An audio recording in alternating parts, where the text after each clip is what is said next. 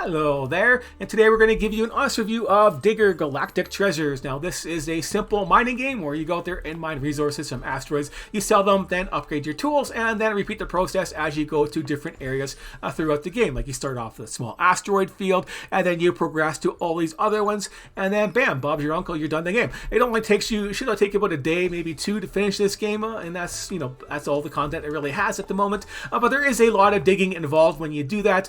There's lots of collectibles in this game. As you can see them all here, all these things you can collect on there. There's more collectibles up there, and there's other these rooms that you can unlock and get treasures, like a teleport returner, for example, because you can teleport back and forth. It does cost money to get all these things, so you can't really do that off the fly, of course, because it costs you like 500 to teleport once, and teleport return still costs to teleport, so you need lots of those. But you have this little radar right here, and you can find out where these treasures are. You open them up there, and they give you nice supplies of teleporters and bombs and things like that. So all the stuff that I have in my inventory down there that has numbers on it was just I got from treasure chest that you find throughout the game. Basically, you didn't really have to buy very much of these transporters and bombs and stuff like that, because you find most of them for yourself that get upgraded. So yeah, that is pretty simple in regards to that. There's nothing else to really show you in the ship really that you need to see.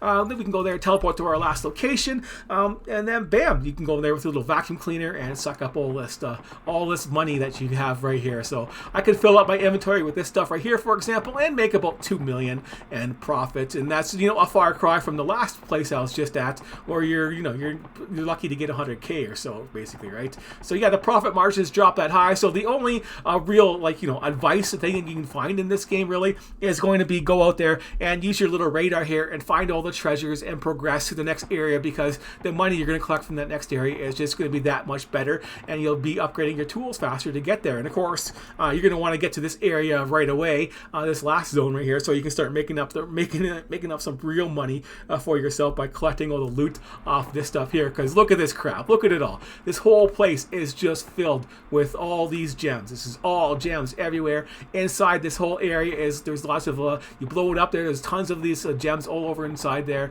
spaced out there. These ones right here are highly concentrated compared to this. You look at this, oh, this is pretty highly concentrated, and there is just all pure gems. Like this is the stuff that just exploded out, that didn't stay contained by using bombs. So yeah, don't use bombs freely unless you don't care anymore on stuff like that. So yeah, that's the only really advice you have on collecting the resources. Go out there and find all the treasures, progress to the end, and don't use your bombs to blow up things like this. Use your other tools and dig your way in there. I know that's a lot slower to dig all this, but all of these gems and stuff in here stay where they are, basically, so you can dig them out this way, and they won't be flying around, so then I can suck them up a lot easier and collect them all, versus blowing them all out into space and trying to run around and collect them that way, which is more of a pain in the ass than using a big ass bomb to go there and blow it up like this, right?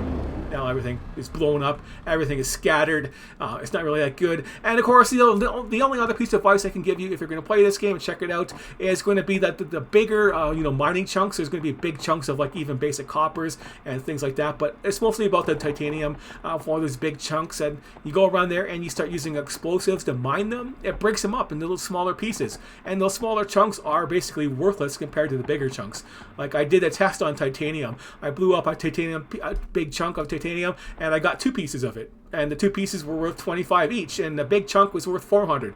So yeah, 50 versus 400. Yeah, that's easy math to comprehend, even for me. So don't use bombs to blow stuff up once you get to the big chunks. If you see big chunks, don't do it. You see areas where they can explode up like that, like I showed you right there, you don't use your bombs to go there and explore, unless you don't care about collecting your loot and that kind of stuff, because it's just not ideal to do all that kind of stuff. Like if this is like somebody contained, so I can go ahead and blow this up if I can. There's not much in here, but you can keep going if you want. It has a big knockback. No damage. You can see your oxygen going down there, so you can blow it up point blank and get a huge knockback on there.